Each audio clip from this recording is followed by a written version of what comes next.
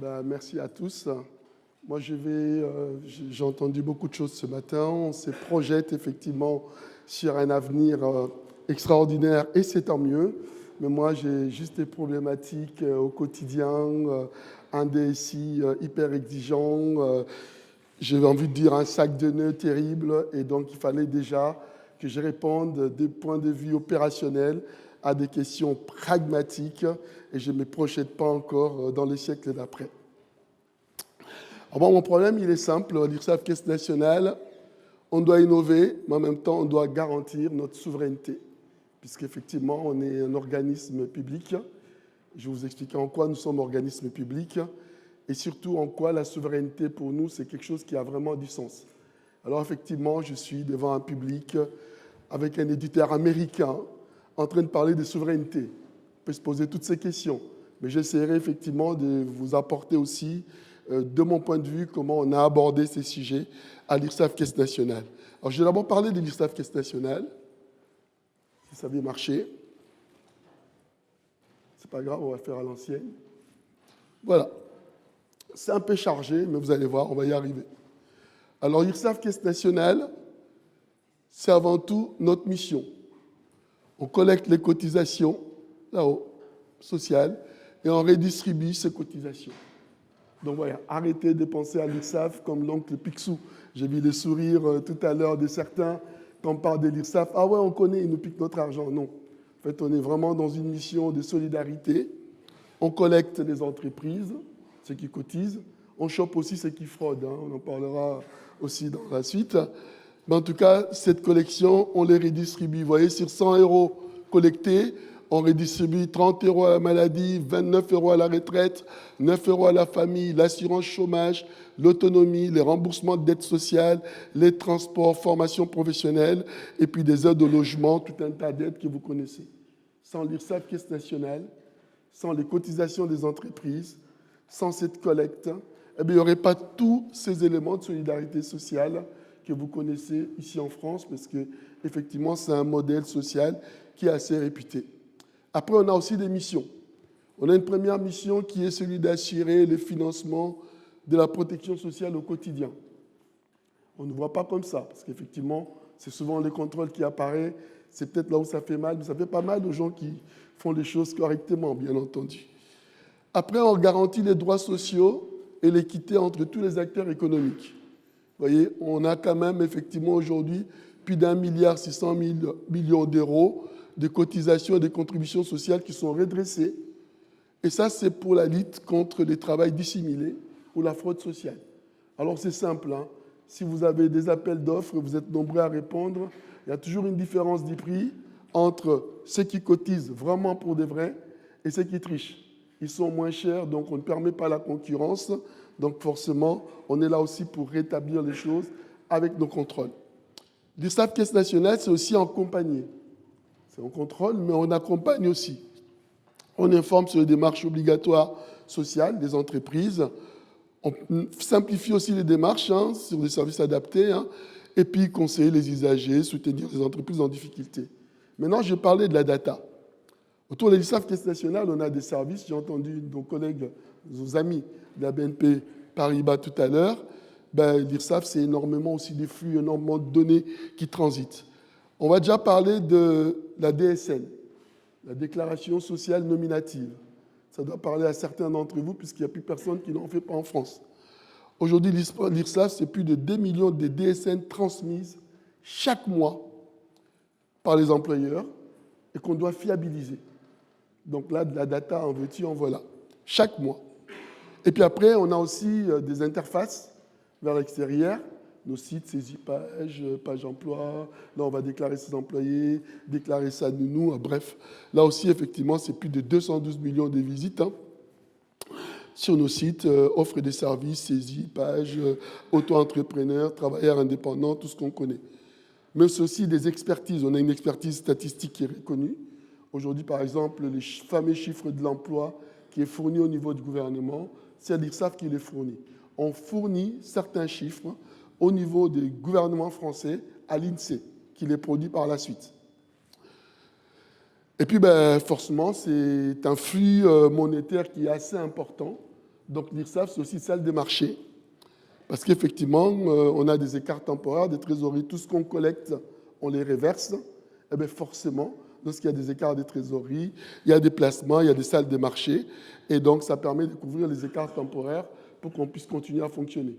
Bon, bientôt, on n'aura peut-être plus de budget. Ça, c'est une autre question. On ne doit pas l'aborder ici, mais voilà ce que nous, on fait au quotidien avec l'argent qu'on récolte au niveau des entreprises. Maintenant, vous avez bien compris l'objet de l'IRSAF. Vous avez bien compris nos missions. Vous commencez à voir la problématique qu'il peut y avoir derrière au travers de plateformes. Il faut pointer là.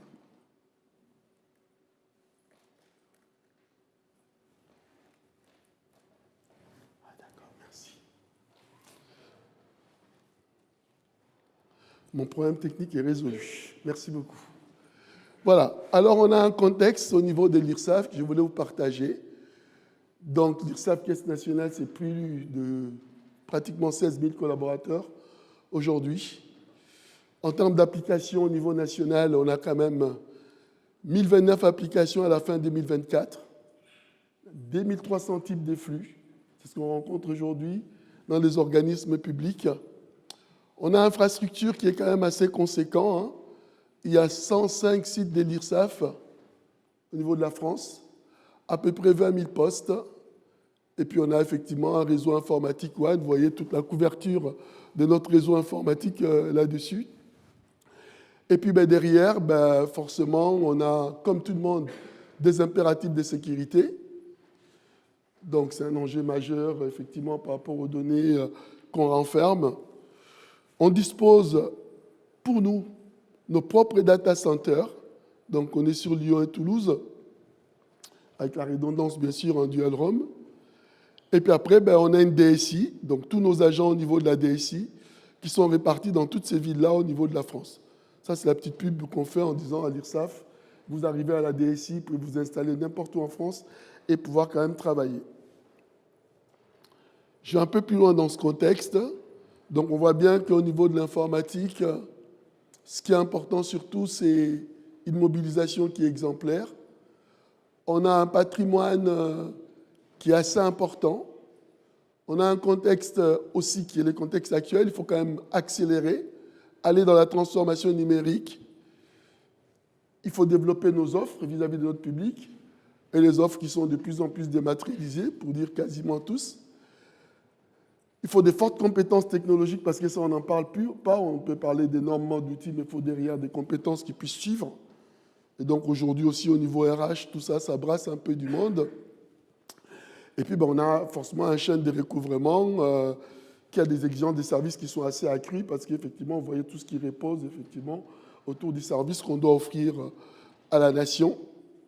Et puis après, effectivement, notre secteur numérique public, globalement, est en pleine mutation.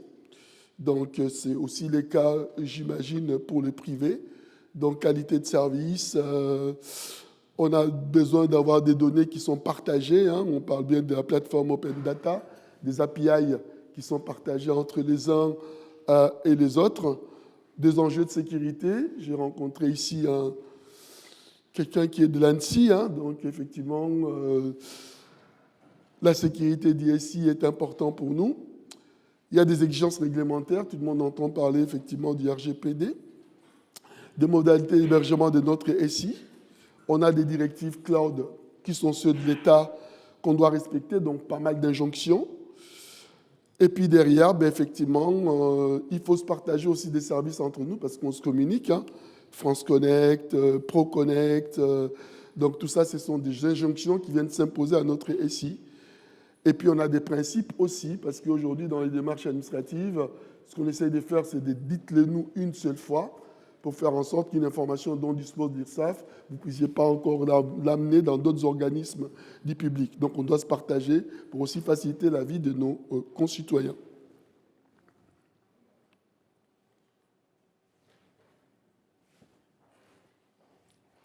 Voilà. Je vais vous présenter un peu ce qui se passe aujourd'hui ou ce qui se passait en tout cas jusqu'ici au niveau de l'IRSAF. Là, en l'occurrence, on se rend compte qu'on avait plusieurs socles. On a d'ailleurs toujours plusieurs socles. Et vous comprenez en mieux comment, effectivement, on est arrivé dans la démarche vers Dremio.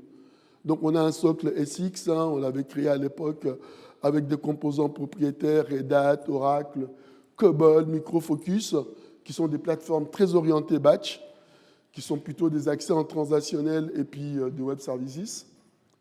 Ça, il y a certains, effectivement, qui connaissent ça dans son contexte. On a aussi des plateformes qui sont chez nous qu'on appelle des socles Hawaii. Hein. Donc, il a été créé pour intégrer des technologies plutôt open source, parce que nous, on est très orienté open source au niveau de l'organisme IRSAF Caisse Nationale. Donc, c'était adapté vraiment aux besoins de nos projets applicatifs, adapté à nos exigences d'architecture, et puis avec une mise en production industrialisée, automatisée des composants applicatifs de l'IRSAF Caisse Nationale. Et puis derrière tout ça, on a vu arriver les big data. Donc, effectivement, on a pris un socle big data parce qu'on a vu la volumétrie qu'on gère au travers de la DSN avec la plateforme Cloudera, donc CDP. On a commencé par Hortonworks.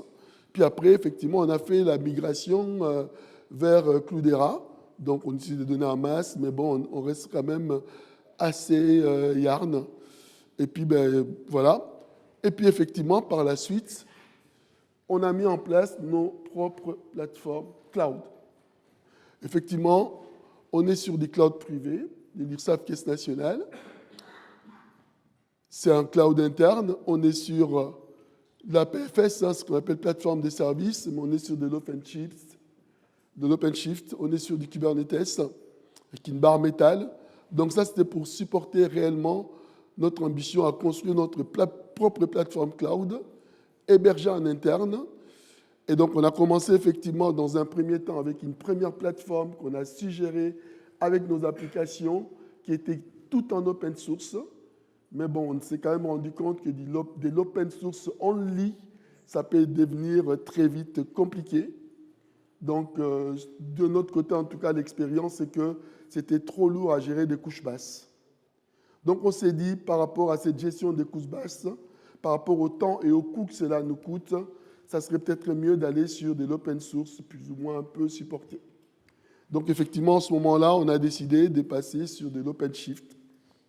Donc, c'est de l'open source plutôt managé. Et donc, on a créé notre plateforme. Alors, comment on arrive sur notre problématique? On est arrivé à se dire qu'il fallait qu'on mette en place une data fabric, bien entendu avec l'IA Factory, pour capitaliser sur nos savoir-faire cloud, parce qu'on l'avait déjà avec notre première plateforme open source. Et puis, on va rationaliser nos outils, on va renforcer nos offres, sécuriser nos pratiques, mais il y a aussi un sujet qui est une injonction du vrai DSI dont je parlais tout à l'heure, sortir des éditeurs captifs, du vendor lock-in. Il fallait qu'on sorte. Ça nous coûte cher, ça coûte des millions, et c'est de l'argent public. Donc cette démarche-là était quelque chose qui nous tenait totalement à cœur. Et puis ben, forcément, on a de l'actif, hein, on a un legacy qui est assez conséquent, parce que ça c'est toujours un peu la difficulté, c'est qu'à partir du moment où notre legacy est sur une plateforme, les éditeurs partent du principe que sortir de là, j'ai entendu parler des SaaS tout à l'heure, hein, côté BNP Paribas, c'est quasiment mission impossible. Mais nous, on part du principe qu'à l'impossible, nul n'est tenu. Donc, il faut attaquer les choses petit à petit et avancer. Donc, on a dit qu'on devrait mettre en place quelque chose qui nous permette de capitaliser sur notre patrimoine, surtout. On ne fait pas Eras All et puis on répare à zéro.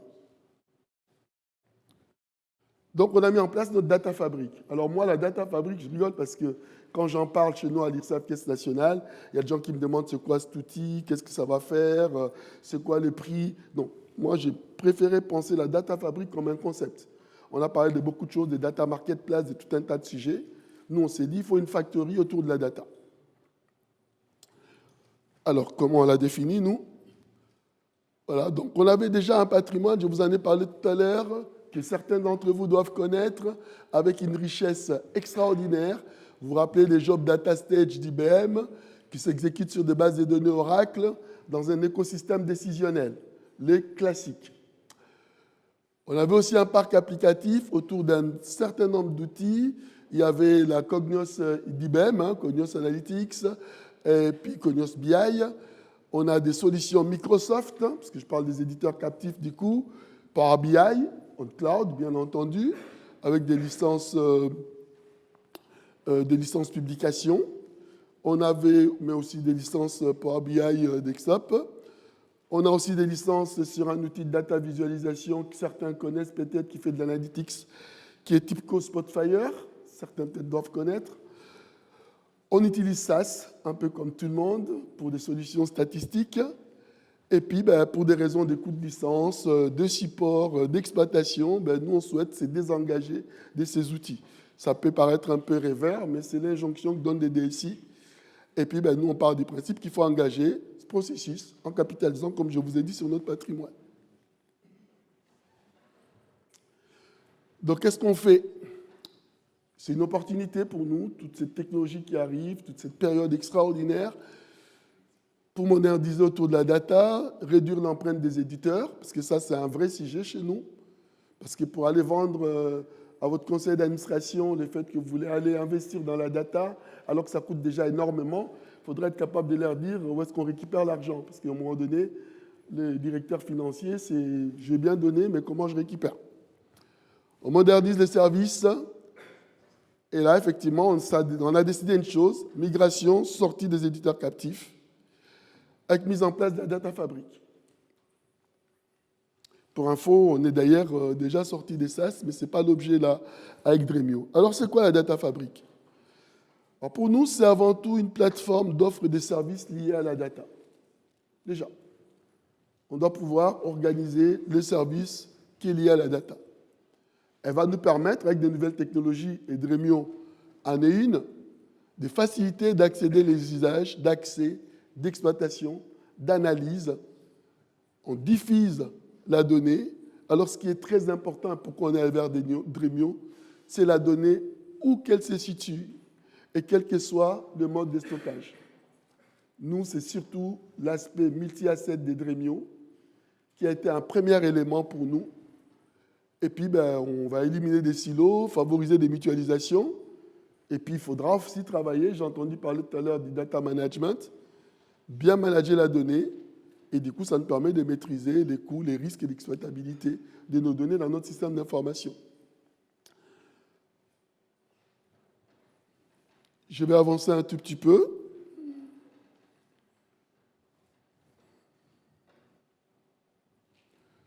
Alors, la Data Fabric, cette plateforme, on va être sur de l'open source, même si c'est managé, qu'on intègre dans un SI, parce que quand on amène tout ça, il faut l'intégrer dans quelque chose qui existait déjà avant et faire en sorte que ça matche.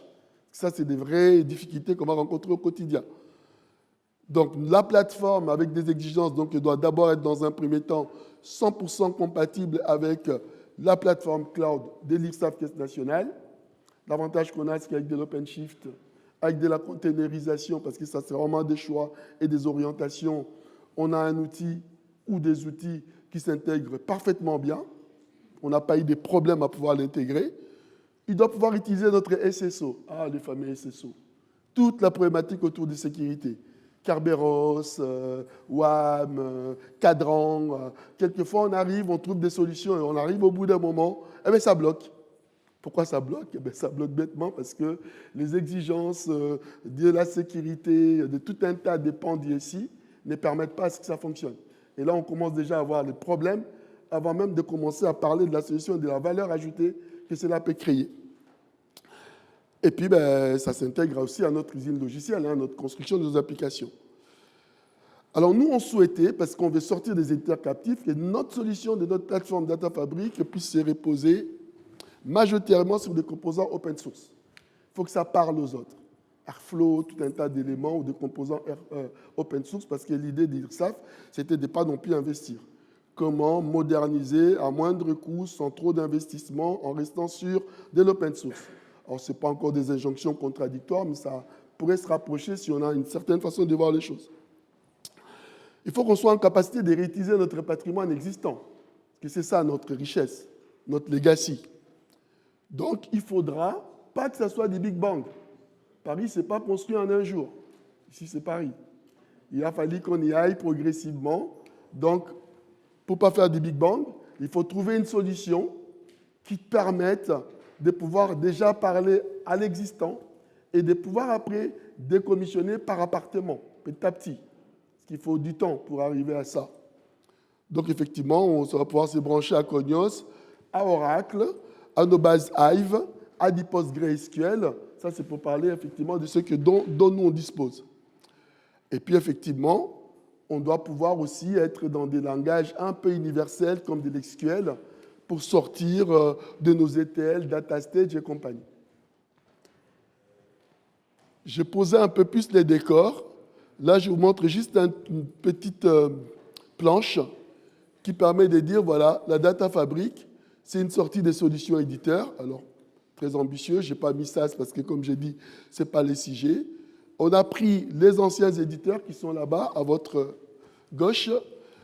Alors, TIBCO Spotfire, IBM Cognos Analytics, Oracle Database, Power BI, DataStage. Et on est parti de l'autre côté en s'appuyant sur des éditeurs qui sont devenus d'ailleurs partenaires, puisque si je suis là, c'est bien parce que j'ai bien travaillé avec un éditeur qui m'a permis d'aller vers ça. Et donc, je suis plutôt content et fier d'en parler, sans pour autant être là pour leur faire de la pub, mais pour dire concrètement ce que nous, on arrive à en faire. Donc, on est parti, grâce à Dremio, qui est quand même aujourd'hui le cœur du réacteur, et je vous expliquerai comment. On a pris un outil de DataVis, parce que nous, DataVis avec Dremio, ben pour l'instant, ce n'est pas notre objectif. On a pris un outil de DataVis qui est Digdash, qui va remplacer Power BI, publication. On a du Postgre, on est sur de l'open source, et on s'est appuyé aussi sur un autre partenaire de niche qui nous permet, qui nous accompagne, qui est Ellipsis. Moi, je parle de tout le monde ici, qui nous a permis en tout cas de pouvoir transformer beaucoup de notre patrimoine, parce qu'ils ont une connaissance SQL très forte et très poussée, rendre tout ce qui est là dans des langages très propriétaires sur de l'SQL, pour que derrière, on puisse pouvoir l'exploiter et pouvoir faire le bascule vers de nouveaux composants. Voilà. Là, je vous montre un peu notre architecture, comment on a pu la construire. Donc, effectivement, on voit Dremio, là, ça paraît tout petit, mais c'était vraiment le game changer pour nous. Hein. Je me rappelle à l'époque où je suis allé vers Yacine et que j'ai commencé à poser un certain nombre de questions. Et qu'est-ce que ça fait? Qu'est-ce que ça me permet? Et moi, j'ai du Cognos, et moi, j'ai de l'Oracle. Est-ce que ça parle? Il me répondait oui, oui, oui. Je me disais, il a envie de vendre un truc, ces garçons. Mais en réalité, non. En réalité, c'est vraiment, effectivement, ce qui a été intéressant pour nous. Et on s'est appuyé autour de Dremio pour construire l'ensemble de couches, d'ailleurs, que vous avez dû voir ce matin, qui sont des couches qui communiquent entre eux. Donc, effectivement, on a une suite, là, quasiment la majorité des outils. Hein. Donc, on fait de l'exploration avec Dremio, du développement. Là, on a du Jupyter, du Python, du R. On a un composant, là, qui est un composant d'Onyxia. J'ai entendu parler de DataIQ tout à l'heure. Nous, les data scientists, en tout cas, travaillent plutôt avec Onyxia, qui est une solution open source, Data Lab, je dirais, entre guillemets, produit par l'INSEE, qu'on a pu intégrer aussi par rapport à nos composants. Et puis, on a du Postgre. On fait de la DataVis, Digdash, pareil. Pourquoi avoir choisi Digdash? Nous, on a choisi une solution bien française. On l'a pris en acquisition, pas en souscription, parce qu'on veut être tranquille, être sûr qu'on a au moins quelque chose qui nous appartient et qu'on n'est pas en location. Et surtout, le fait qu'on est en train de sortir aujourd'hui de Power BI, c'est qu'on s'est rendu compte que pour les gens qui faisaient de la DataVis, dans notre cas, l'IRSAF Caisse nationale, mais ça va être le cas pour la plupart d'entre vous, c'était plutôt des applications, des vraies, avec des heures et des heures, des centaines d'heures de développement d'Axe, des heures et des heures, des centaines d'heures de développement en Power Query. Et derrière, ils disent, nous, on fait de la DataVis avec Power BI, surtout n'y touchez pas. On a pris Digdash, on leur a dit, maintenant, on va faire de la DataVis avec de la DataVis. Toute la data prep, elle s'est faite en amont. À un moment donné, il faut avoir des convictions, il faut savoir imposer les choses. Parce que si effectivement on laisse les outils de DataVis faire de la data prep, super, ils font tout. Mais au final, on se rend compte que ça devient un pataquès pas possible et qu'on peut difficilement en sortir. Sauf que ce que moi j'appelle des pseudo-applications qu'on nous a construites avec Power BI, c'est clair, ils ne sont pas toujours documentés. Tu as des petits bouts de code, des stagiaires, des CDD, de tout ce qui sont passés par là. Mais ça fournit, ça produit quand même des statistiques, des choses comme ça qui sont assez importantes. Et ça nous produit surtout de la résistance, parce que quand on décide d'en sortir, bon courage. Hein. Parce que là, tout le monde dit, touchez surtout par rapport à BI, il fait absolument tout. Mais avec Dremio, quand on arrive à organiser les données en amont, à faire toute la partie data préparation avec, on va parler des data marketplace, on se rend compte que très rapidement, on commence à y voir très clair parce qu'on va pouvoir faire réellement de la data vise avec les outils de data vise et donc forcément pouvoir en sortir lorsqu'on décide d'en sortir parce que ce n'est que de la visualisation. C'était un peu notre approche sur la partie data vise. Après, effectivement, on a du traitement Spark, du DBT, donc bref, vous avez vu toute la source là, totalement open source. Puis après, derrière, effectivement, on a Dremio, on a le format OpenTable avec de l'iceberg, on a de l'open file avec du Parquet. Tout ça, c'est de l'open source, hein, je dis les choses comme elles sont. Du stockage objet, on a fait du Minayo. Et puis, on fait de l'ingestion avec du Nifi, du Java, du Spark. Et puis, avec toujours la barre métal hein, que vous voyez là en dessous. Hein. Donc, toute cette partie OpenShift qui supporte l'ensemble où, effectivement, on est en open source managé. Et puis après, pour la partie gouvernance, on est pareil, parti sur deux composants pour faire de la Gouv Data. On a pris un composant, moi je partage hein, forcément, on a pris Open Metadata avec des développeurs, du coup, qui nous ont développé quelques connecteurs et ça permet effectivement de causer un peu à l'ensemble de tout ce monde pour avoir la traçabilité au travers de nos données, puis nous préparer forcément à aller vers notre data marketplace. Et puis après, monitoring, Grafana, Elasticsearch Kibana. Et puis après, toute la partie Argo, sur toute la partie GICD, GitLab. Enfin bref, voilà comment on a construit notre architecture, orchestrée par Airflow, bien entendu, pour avoir quelque chose qui soit relativement cohérente. Donc ça, c'est mis en place chez nous. Ça fonctionne. On est aujourd'hui sur les environnements de pré-production. On va bientôt monter en production. Mais comme on a valorisé d'abord les usages, parce qu'on fait pour que ça serve, il ne faut pas que ça soit un truc, le BBTCOS, là, ils se sont régalés. Hein. Les architectes autour de la donnée, ça, c'était waouh, on n'était pas sûr de rencontrer ça à l'IRSAF Caisse nationale. C'est quand on arrive, on attend à rencontrer un bon vieux Oracle ou des Libem, mais quand ils ont rencontré ces contextes technologiques, j'avoue que pour attirer des talents, ça a été intéressant. Et pour mobiliser, je dirais, les collaborateurs, ça a été très intéressant. Mais je voulais quand même faire très attention pour que les usagers, les métiers, ne soient pas laissés pour compte et qui drivent quand même l'ensemble. Ça aussi, ça fait partie des éléments qu'on a utilisés. Donc là, je vous ai fait seulement fait un récapitulatif, les sorties, les solutions de remplacement. Alors après, il y avait une solution de remplacement, ça ne vous dira rien, sur la partie Rubica. On a plutôt, c'est notre requêteur en interne, hein. On avait un développement interne. On l'a enrichi avec Open Audit de chez Ellipsis. Et puis après, derrière, Microsoft Power BI, Digdash, Dremio, les requêteurs, voilà, bref. Je passe. Voilà, je pense que je ne suis pas très loin de la fin. Hein. Vous allez pouvoir me poser vos questions. Voilà, donc on sait que les SI aujourd'hui sont dans des étapes charnières. Hein. Donc on met en place des nouvelles pratiques. Il faut communiquer autour de ces éléments dans des organismes comme les nôtres qui sont assez conséquents. Il faut renouveler notre SI, il faut ouvrir notre SI, il faut gérer notre dette technique, et puis il y en a. Et puis il y a des enjeux de sécurité, c'est ce que je vous ai dit au début. Il faut forcément d'aller dans des mises en place des nouvelles évolutions, des traitements des incidents, les relations au quotidien avec les usagers.